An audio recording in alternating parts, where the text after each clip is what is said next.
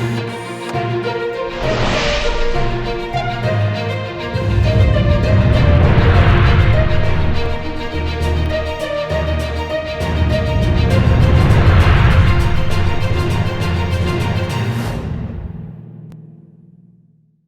वालेकुम।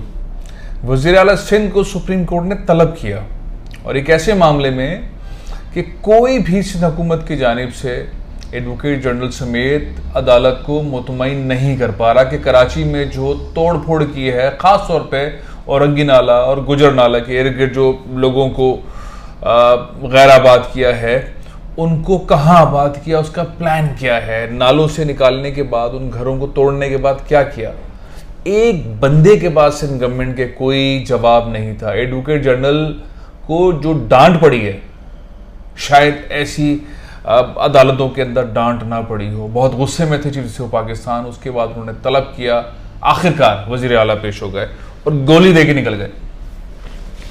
अब मैं ये क्यों कह रहा हूँ गोली दे के निकल गए, कि मामला ये है कि जब आप किसी को बेघर करते हैं तो सेम टाइम उसको आबाद करने के भी इकदाम करते हैं जो अदालत ने पहले से कहा हुआ था।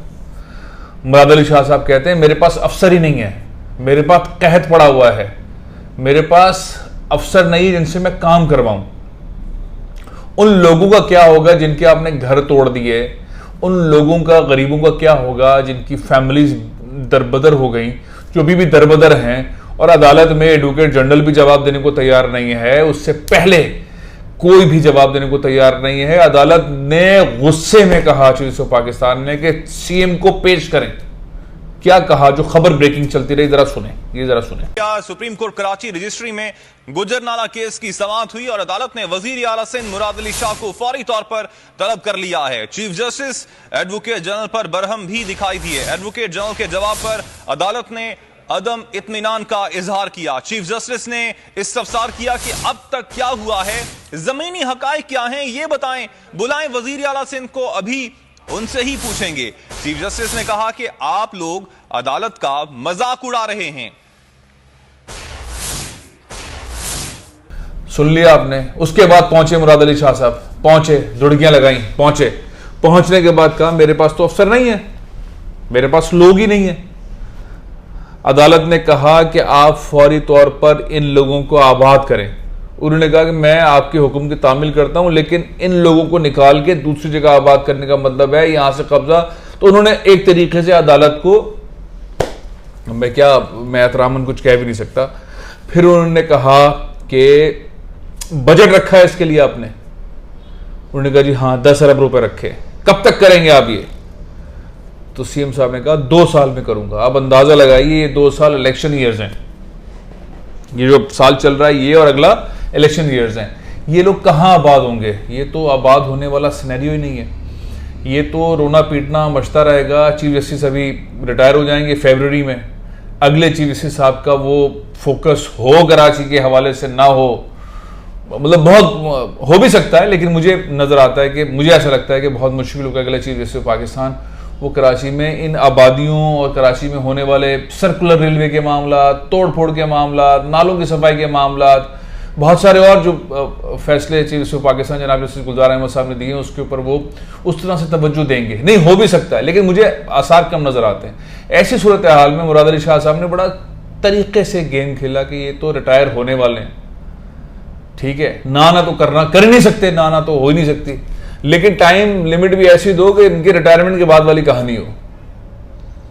तो 10 अरब रुपए का उन्होंने लफ्ज इस्तेमाल किया अदालत के अहाते में। बाद में भी बताया, अदालत को बताया 10 अरब रुपए मैंने रखे हैं गुजर नाले और अंगी नाले के जो मुतासिर हैं उनको आबाद करने के लिए, लेकिन मेरे पास अफसर नहीं है।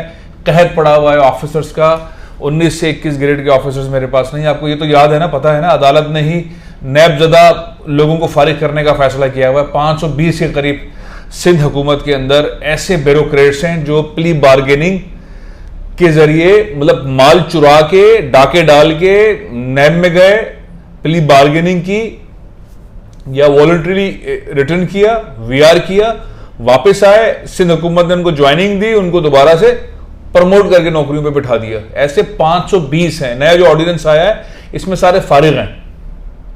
खैर कुछ फारिग होंगे, कुछ अदालतों में जाएंगे, लेकिन सिंध हाई कोर्ट ने इनको फारिग करने का ऐलान किया हुआ है। तो आज उन्होंने ये मातम मचाया है मुराद अली शाह साहब ने कि मेरे पास तो ऑफिसर्स नहीं है, तो मैं कहां से करूं। ये जो सारी बातें थी, इस पे चीफ साहब, अब मामला ये है कि 10 अरब रुपए ऑफिसर्स नहीं हैं और 2 साल। इसका मतलब ये है कि अदालत को, बस मैं बहुत एहतराम से, कि किस तरह से सिंध हुकूमत की गवर्नेंस चल रही है कि आपने लोगों को बेघर कर दिया, उनको आबाद नहीं किया, आपने फंड्स रखे, फंड इस्तेमाल नहीं किए, लोगों को आपने बेघर कर दिया।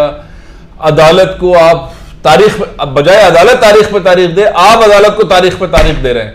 मुराद अली शाह साहब अदालत को तारीख पे तारीख दे रहे हैं। एडवोकेट जनरल जो हैं वो ऐसे नहज पर ले आते हैं कि अदालत गुस्से में आ जाए, कोई डॉक्यूमेंट पेश नहीं करते। इस्लामाबाद के अंदर भी बहुत सारे केसेस हुए, सिंध पब्लिक सर्विस कमीशन से मुताल्लिक हुए बहुत सारे केसेस हुए कि अदालत को पता ही नहीं होता, उनसे पूछते रहते, वो कहते मुझे पता ही नहीं है। तो जो advocate general, additional advocate general, deputy advocate general, इन सब का काम यही है कि अदालत को टहलाओ, और एक बार नहीं, ये सैकड़ों बार देखा जाता है। तो आज जो हुआ है, बजाय अदालत तारीख थे, सीएम साहब ने अदालत को तारीख पे तारीख, तारीख पे तारीख और तारीख पे तारीख वाला फार्मूला इस्तेमाल किया है। अब क्या होगा इससे? ज़ाहिर है चीफ जस्टिस पाकिस्तान, आज अक्टूबर का लास्ट वीक है, नवंबर, दिसंबर, जनवरी, 3 महीने हैं चीफ जस्टिस पाकिस्तान जनाब जस्टिस गुलजार अहमद साहब की रिटायरमेंट में। फरवरी के फर्स्ट वीक के अंदर वो रिटायर हो रहे हैं, और जब 1-2 महीने वैसे ही रह जाते हैं तो उनकी फेयरवेल पार्टीज़ और ये शुरू हो जाती हैं। तो मुराद अली शाह बहुत सियाने, उनके एडवोकेट जनरल भी बहुत सियाने। अब अगली बार चीफ जस्टिस पाकिस्तान कराची आके कराची के मामला पे क्या फैसला दे देंगे, क्या कर लेंगे। बहुत सारे ऐसे मामला हैं जो सिर्फ हुकूमत सिंध, ब्यूरोक्रेसी, उनके एडवोकेट जनरल तारीख पे तारीख दे रहे हैं अदालत को। ये उल्टा गेम चल रहा है तारीख में, कि बजाय अदालत मुकदमात में तारीख पे तारीख दे, जिससे ज़ाहिर एक इंसाफ नहीं मिलता तो चीख पुकार होती है। यहाँ सिंध हुकूमत है जो अदालत को तारीख पे तारीख दे रही है। मैं कह बहुत सकता हूँ, लेकिन मैं कहना नहीं चाहता। वो कहते हैं कि आप बहुत ज़्यादा सिंध गवर्नमेंट को लताड़ते हैं। मैं सिंध हुकूमत को लताड़ना चाहता हूँ। मैं बहुत एहतराम करता हूँ पाकिस्तान पीपल्स पार्टी का, सियासी जमातों का मैं एहतराम करता हूँ। सियासी जमातें कुर्बानियाँ देती हैं और हुकूमतों में आती हैं, और जब वो हुकूमत में आ जाती हैं तो टैक्स पेयर का पैसा इस्तेमाल करती हैं। तो टैक्स पेयर का पैसा इस्तेमाल करने वाली हुकूमत पे आवाज़ ज़रूर उठनी चाहिए। सियासी जमातों से मोहब्बत, उनका एहतराम अपनी जगह पर लाजिम है। पाकिस्तान पीपल्स पार्टी से मोहब्बत, उसका एहतराम, उसकी इज़्ज़त सर आंखों पर और बहुत ज़्यादा है और हमेशा रहेगी। लेकिन अगर सिंध हुकूमत परफॉर्म नहीं करेगी और इस तरह के मामला रहेंगे तो उस पर आवाज़ उठाना ज़रूर है, लोगों को बताना ज़रूर है कि हुआ क्या है। खैर, आज प्रोग्राम ख़त्म कर रहा हूँ। आपको बताऊँगा बलूचिस्तान में हुआ क्या है। जहां कमाल साहब ने हैंड्स अप क्यों किए, किसने नीचे से सीढ़ी खींच ली। अगले व्लॉग में इजाज़त दीजिए। पाकिस्तान जिंदाबाद।